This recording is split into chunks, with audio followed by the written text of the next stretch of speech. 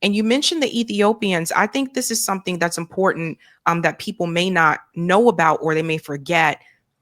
A couple of years ago, The Guardian ran a story that Israel was sterilizing Ethiopian women against their will.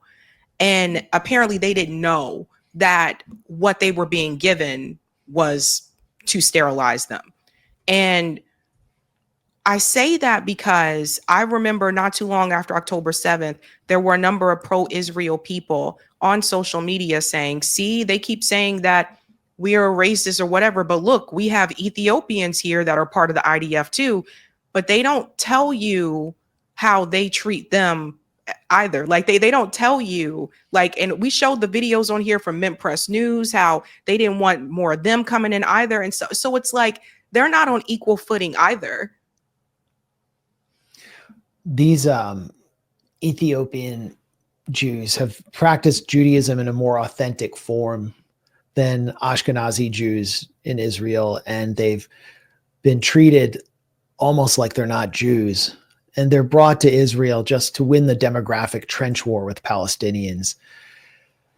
And there have been several waves of immigration from Ethiopia to Israel. In a more recent wave, I think it was it was 2004. Transit camps were set up in Israel, I think in Israel, by an American organization called the Jewish Joint Distribution Committee, which is one of the most liberal and very feminist Jewish American organizations in New York.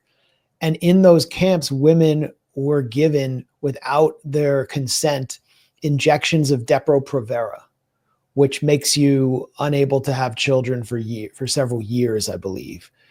And this was, I mean, read between the lines. I mean, it's pretty obvious what they were trying to do.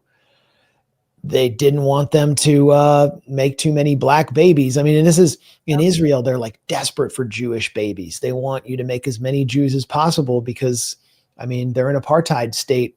They don't want to be overwhelmed by Palestinians. Like when I would go to customs or when I would arrive at Ben Gurion International Airport, they would ask me what I was doing there. And I was there to do journalism, but I'd always say, I'm here to see my girlfriend. And they'd say, oh, are you thinking of having children? And I'd say, yeah, we're thinking of having many children. And then they wave me right in. But I'm Ashkenazi. I mean, I'm, the cream of the crop.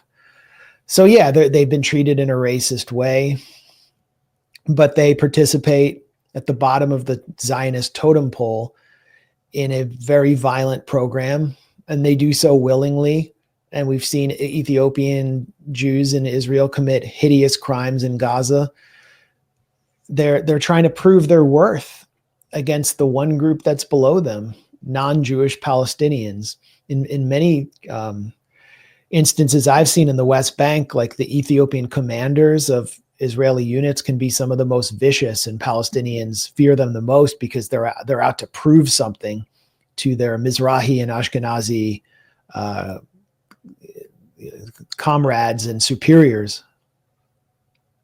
Yeah, that's the part I think that's really interesting for people to understand.